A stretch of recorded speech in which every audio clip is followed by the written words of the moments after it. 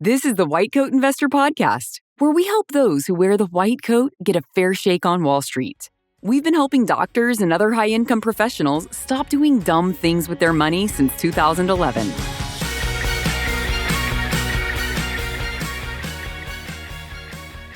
White Coat Investor Podcast number 315.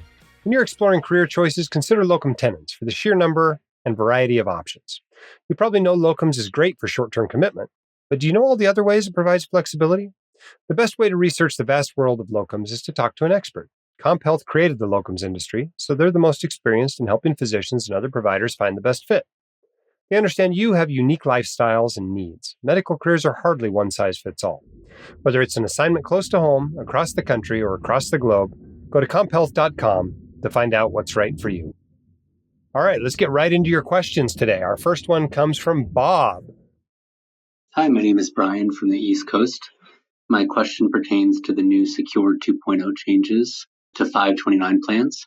Specifically, I understand that now $35,000 of unused education expenses can be rolled into the beneficiary's Roth IRA.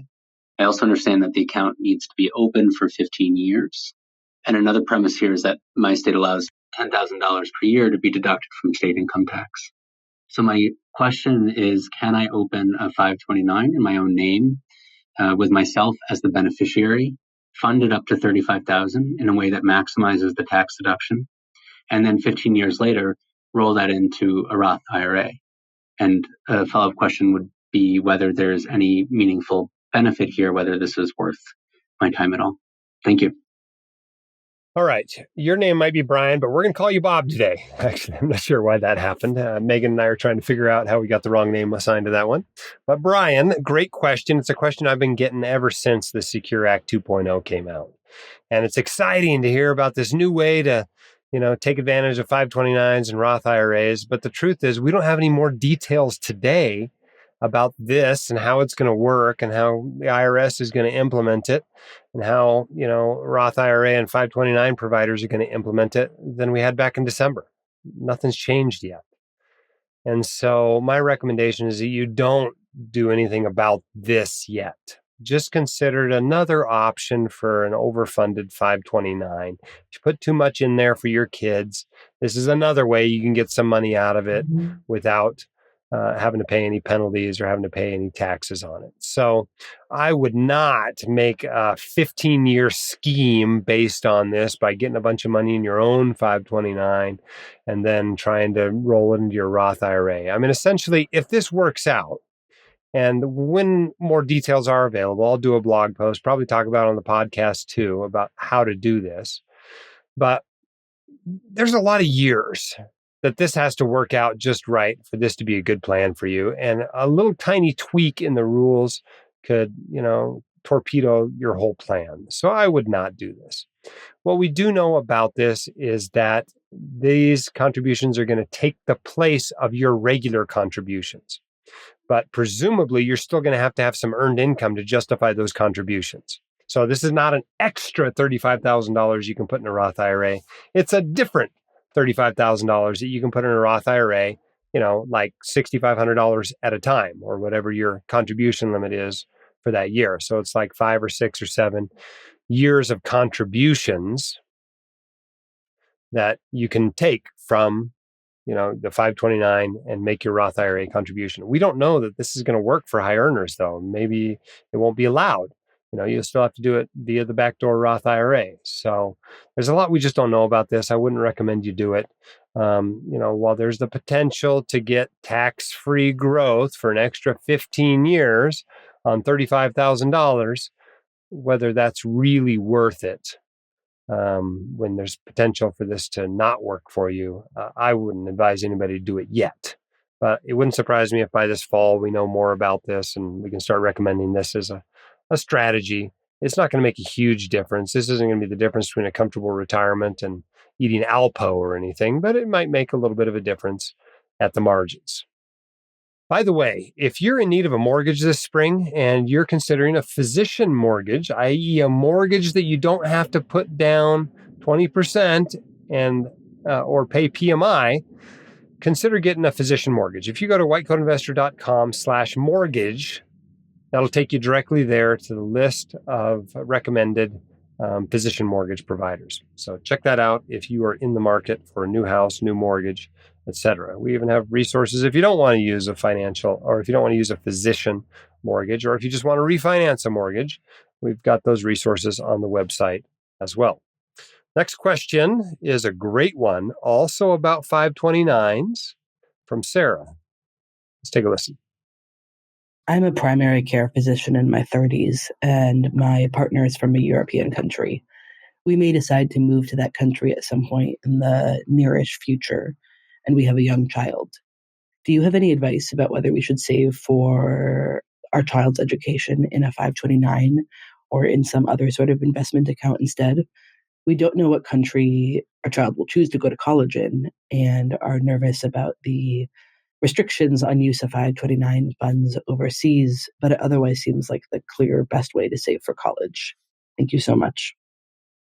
Okay. The devil's in the details here. Good question. Can a 529 be used to study in an international school? Yes, it can, but it has to be on the list.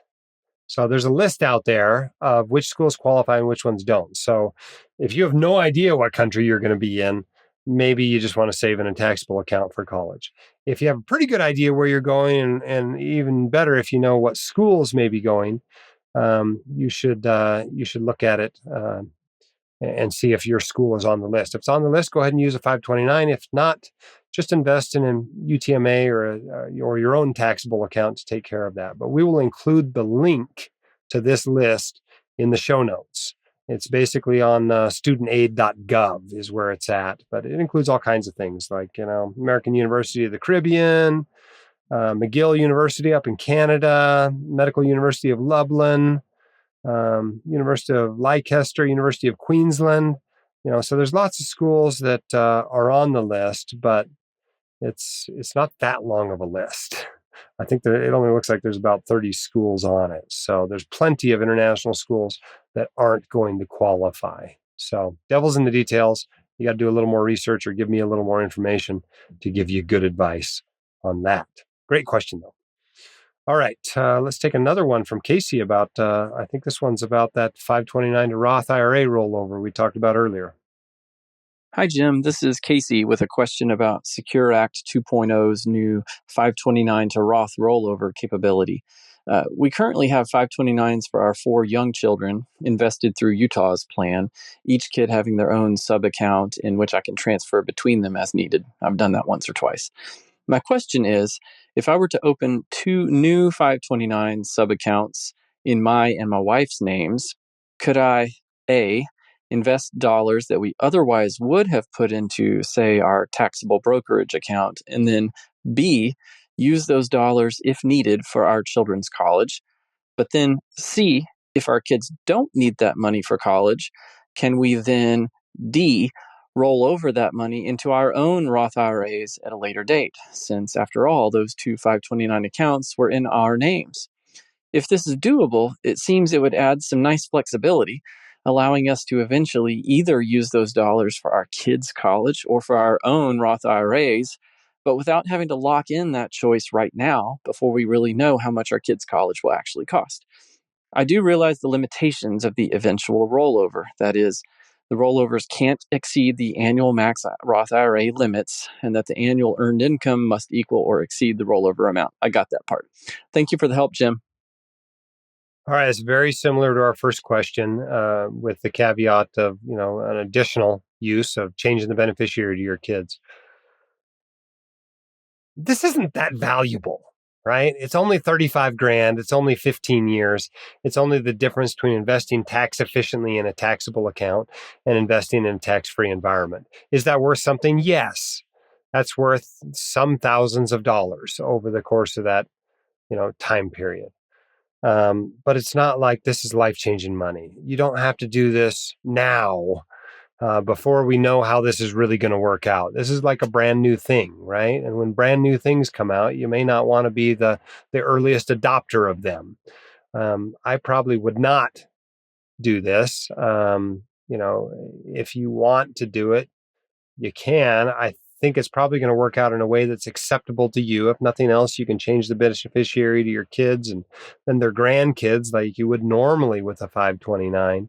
But this isn't like the super scheme to get a mega backdoor Roth IRA, right? I mean, there's usually much better places to be spending your limited time and brain power that will help your finances more than doing this. Honestly, I just give it a few more months, maybe one more year, and see how this is shaking out, what kind of guidance we're getting from providers, from the IRS on how these rollovers are going to work. It's like the new Roth SEP IRAs, right? This year we're supposed to have Roth SEP IRAs. Well, guess what? If you go to Vanguard, you're not going to find a Roth SEP IRA. You're not going to find it Fidelity or Schwab. It takes time to implement all this stuff. And so just because a law was passed allowing for this thing doesn't mean it's a good idea yet to start doing it. But if you want to be the earliest adopter, let us know how it goes. All right, our quote of the day today comes from Anne Sweeney, who, if you don't know who she is, she's former co-chair of Disney Media.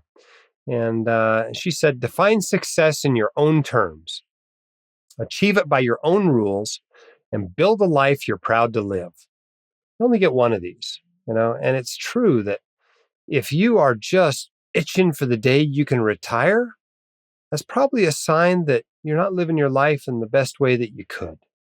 So try to, find ways to be happy throughout your career, throughout your retirement. Find happiness in all that you do, not just in some distant date when you can stop work. If your job's really that bad, you're probably in a toxic job and need to change jobs, or in a career that's not quite right for you, and maybe you need to change careers. But see if you can get it figured out, because it's really sad to spend 20 or 30 or 40 years of your life doing something that you don't actually love doing. All right, here's another question. This one is also about 529s as well as how they interact with the FAFSA.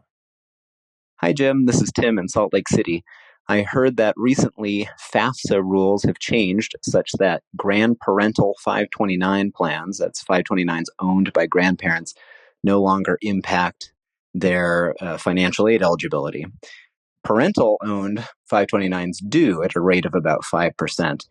So does it make sense for the primary 529s for kids to be owned by their grandparents?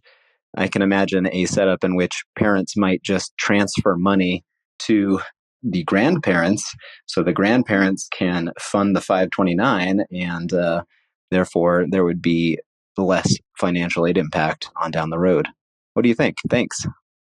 Tim, yeah, you're absolutely right about that.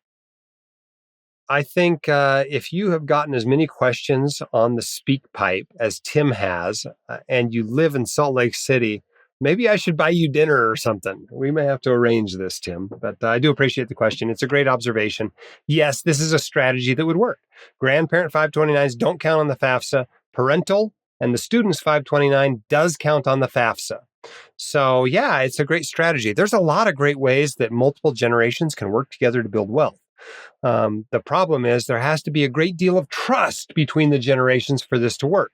Because remember, if the grandparent owns the 529, it's the grandparent's money. They can take it all out and blow it on Teslas and cocaine. All right? So be aware of that. If you put it all in the grandparent's name and they have a creditor and your state doesn't protect 529s from creditors, you could lose all that college money to the grandparents' creditor. So there's some risk to doing this. Honestly, this is probably unnecessary for most white coat investors out there. If you're not aware of this yet, let me just tell you the honest truth about the FAFSA, about paying for college, about your kids, all right? If you're listening to this podcast, you're probably a physician or a dentist or a CRNA or a pharmacist or an attorney, and you're probably married to somebody else that does something similar. Guess what? Your kids aren't getting any need-based aid for college. They almost surely aren't. All right. If you think you might be an exception, maybe you have 2 or 3 kids going to college at once and they're all going to really expensive schools in a year that your income's a little lower than usual. Maybe you're an exception.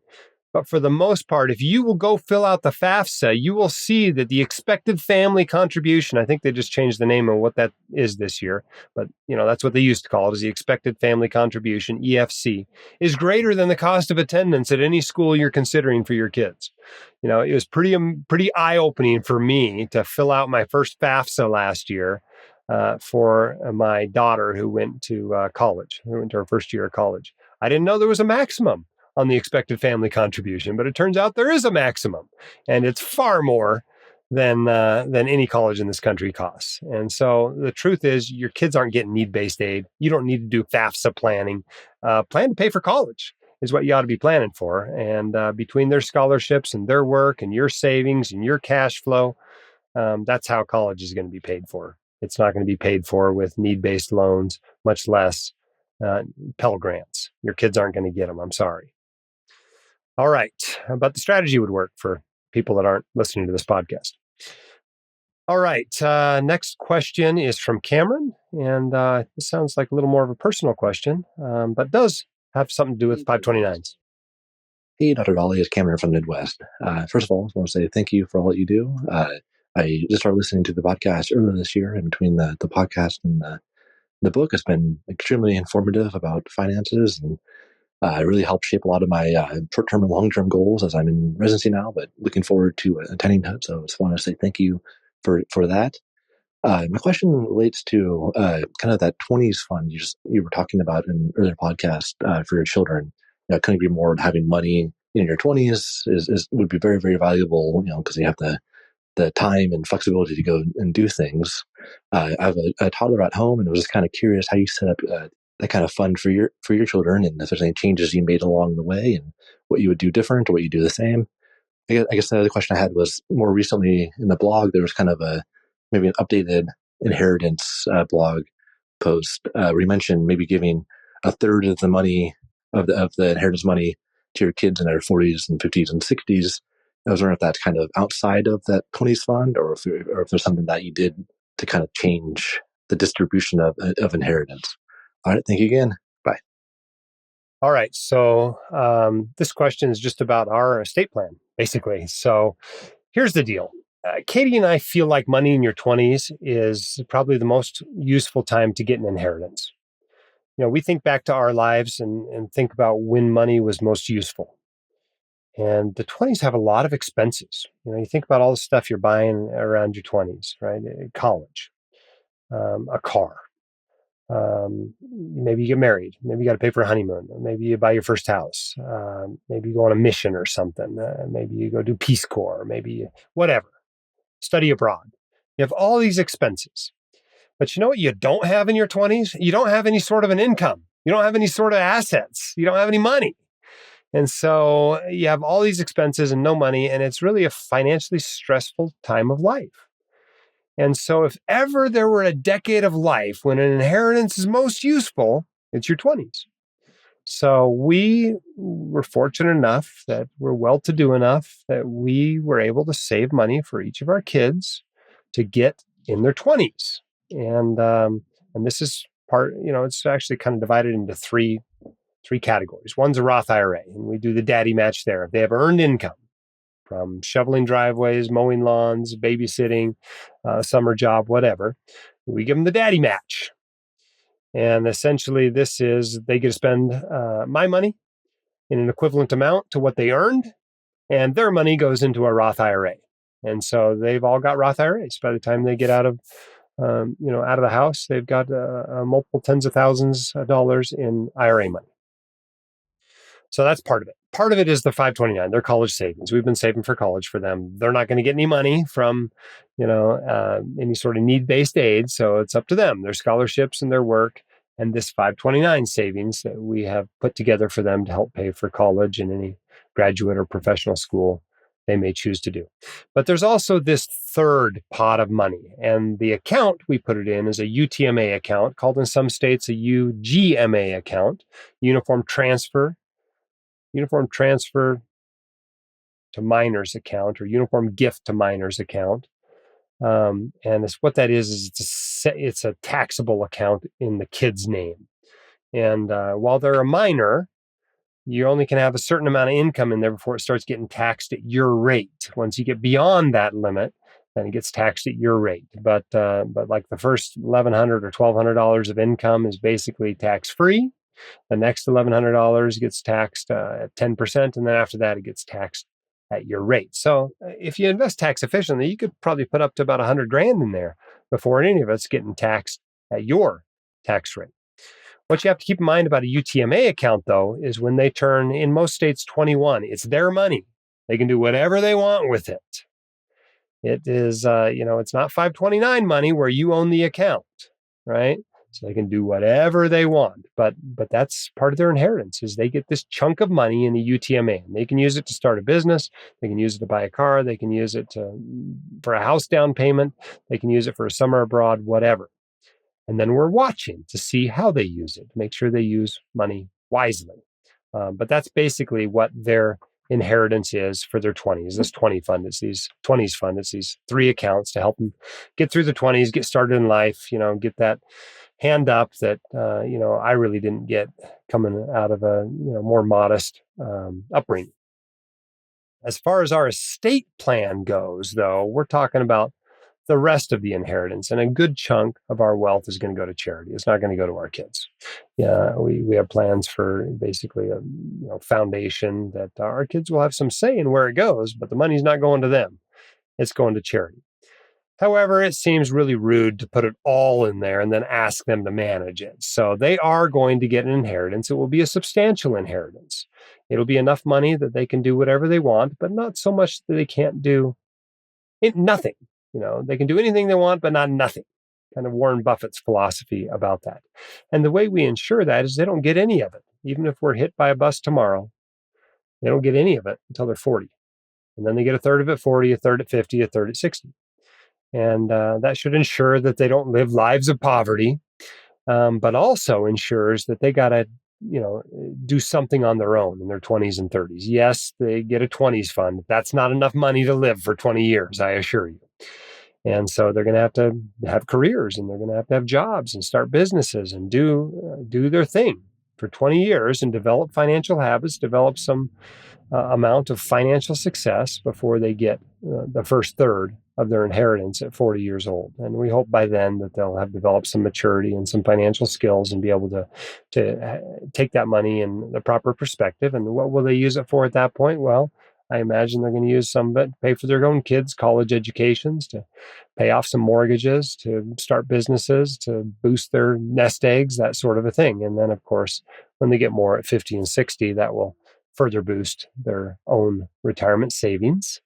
And presumably, they will be wealthy enough to do the same sort of thing for their kids and pass that on, creating some generational wealth. But that's our estate plan. There's nothing right or wrong about that.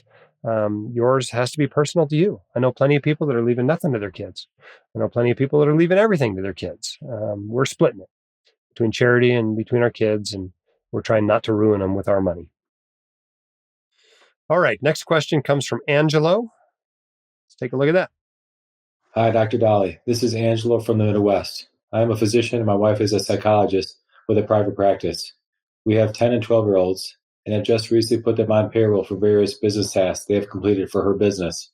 The plan is to use their payroll earnings to fund their individual Roth IRAs for the next 6 to 8 years, or as long as they're employed. I have set up minor Roth IRAs using Fidelity as a custodian of their accounts. I'm looking for a low-cost index fund that covers a broad market for their investments with the set it and forget it mindset. I know what you're going to say. I know you're a big fan of the Vanguard Total Market Index Fund, or VTSAX. However, how about Fidelity Total Market Index Fund, or FSKAX? Are there any significant differences between the two? Or since Roth IRA is a non-taxable account, should I be considering another index fund that cares less about being tax efficient with better overall returns? Have you hired your own kids? And which fund would you choose for a Roth IRA for your kids, and why? Thanks for all you do. Appreciate your time. Okay, great question. As I mentioned before, our kids do all have Roth IRAs. Some of that is money they earned working for somebody besides their parents, but a significant chunk of it is money they earned as models for the white coat investor over the years. You may have noticed if you've been a long-term blog reader, there's lots of pictures of my kids. And you know what? Child models get paid pretty well. And so money they earn from working for White Coat Investor has gone into their Roth IRAs over the years and continues to compound there today. The investment we selected for that is the furthest date out target retirement fund. I don't know what it is right now, 2060, 2065, 2070, something like that. And it's basically 90% stock, 10% bonds. It's got US stocks, it's got international stocks. That's what's in it. It's pretty darn low cost, set it and forget it, rebalances itself. And it makes sense for them to have that in there when they take it and start using it on their own. It's a great default investing strategy. And that's available at Vanguard. You didn't want to go to Vanguard, that's fine. There's nothing wrong with investing at Fidelity. Fidelity also has some of these, life cycle or target retirement funds. You have to beware of a couple of things. They have one set that's kind of actively managed, kind of sold through advisors.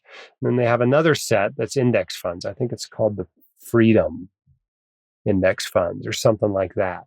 But they do have that. If you're looking for that sort of an option, you can have essentially a target retirement fund at Fidelity that's also low cost.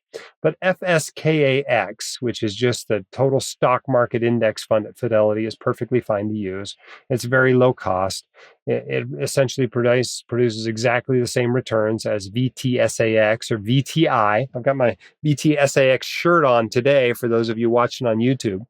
But that's the Vanguard version of the total stock market index fund. Also a great choice. Yes, it's tax efficient. And yes, this is a Roth IRA, but it's also a great choice. 25% of our retirement portfolio is in a total stock market index fund. We obviously think it's a great investment. And so it's perfectly fine to use. I would not feel bad at all about using that.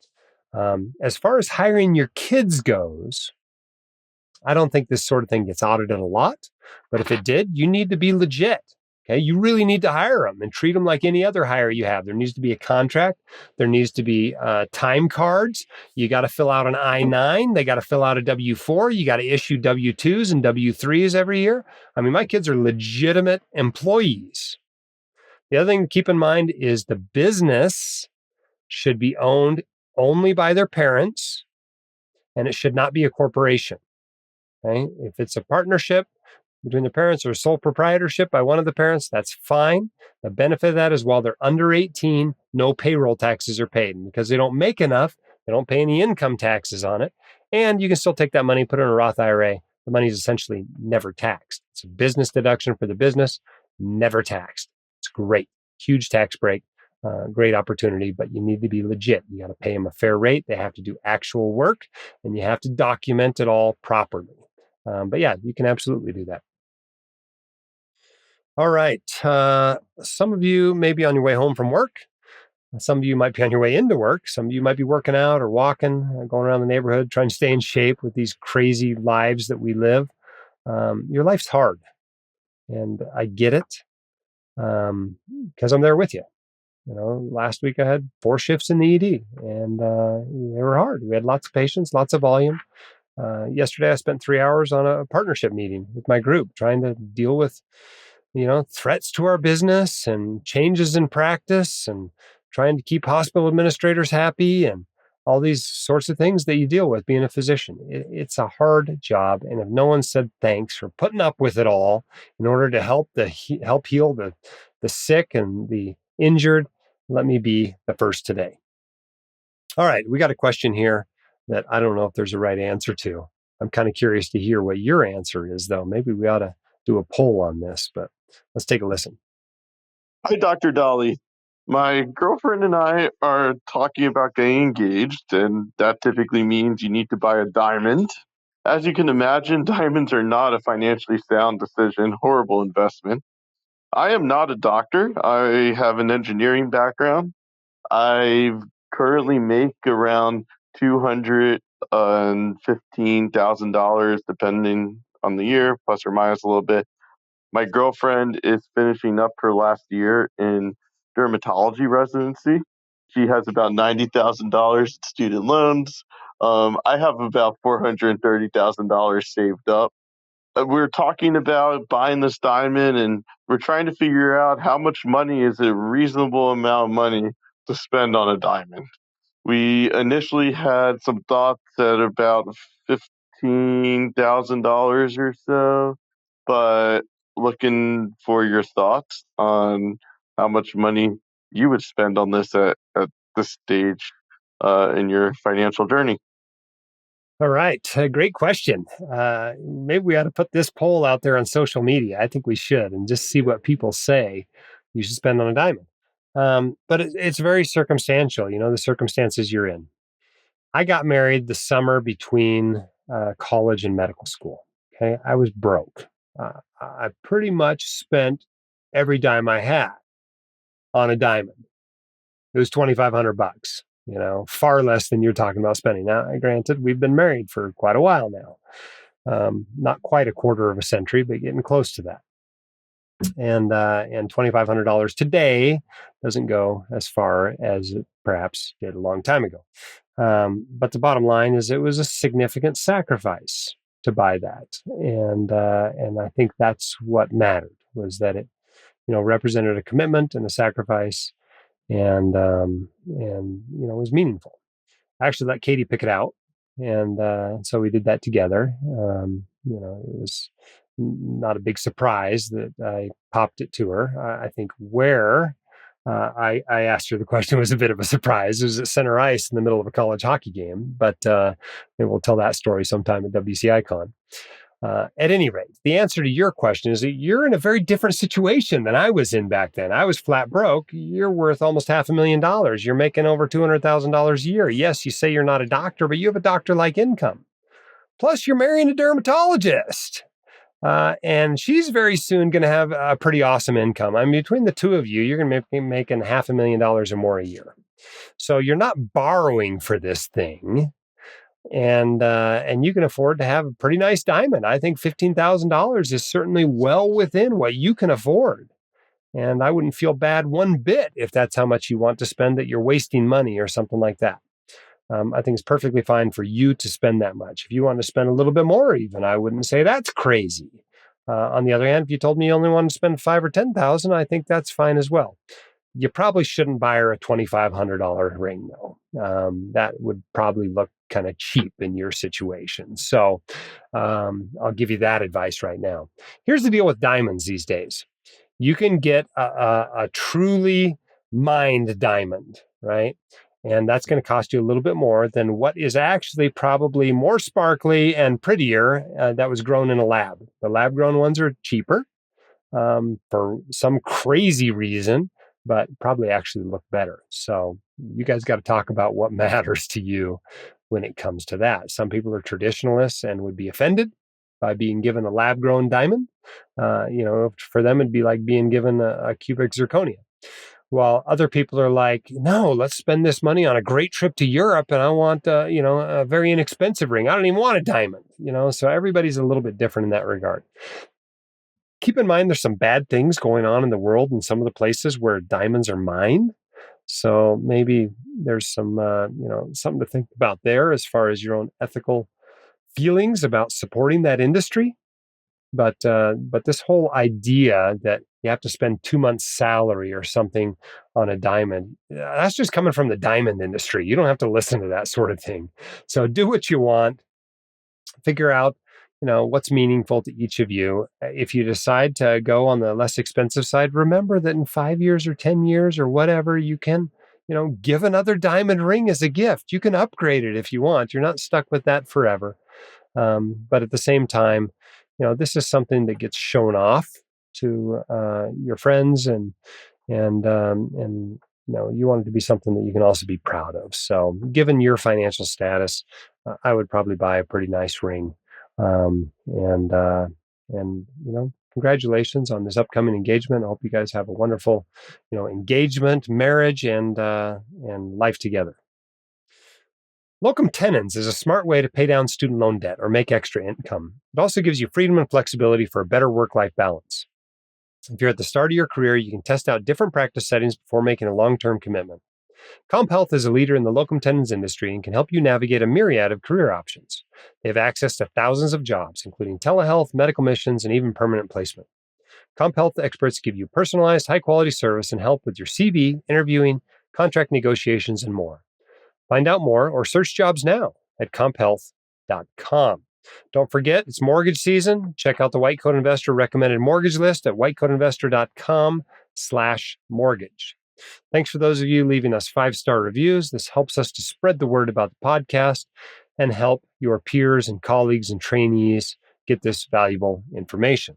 We have a recent one in from Sarah AMK1. She titled it, Physician, Mom, First Generation High Earner. I recently graduated residency with a high burden of student loan debt, and I find the Milestones to Millionaire episodes so inspiring. Beyond that, the White Coat Investor is my most trusted source for financial information. Don't tell my dad. Thank you. 5 stars. Thank you so much for that great review. I won't tell your dad, but it's wonderful to be of service. We will try to always be worthy of your trust. For the rest of you, be sure to check out our new Milestones to Millionaire podcasts. Putting a lot more information on those. So if you've been thinking all this stuff on the regular podcast is over your head, check out the Milestones podcast. I'm trying to keep it more basic there, covering one topic at a time on that podcast. So check that out. You've got this. This stuff is not that hard. You can figure out finance. You got through medical school, you got through dental school, you got through law school, or you're an engineer or whatever. You are smart enough to understand this stuff. It does take a little bit of time. It does take a little bit of effort. It will require discipline even after you become financially literate. But if you can get the combination of financial literacy and financial discipline, it's like having a superpower. It's so rare in today's world.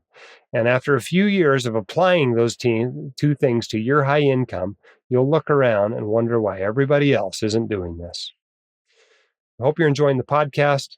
Let us know what you enjoy about it, what you don't like about it. We will modify it. We will improve it. We will make it useful to you. We'll make it something that you're proud to be a part of, this White Coat Investor community.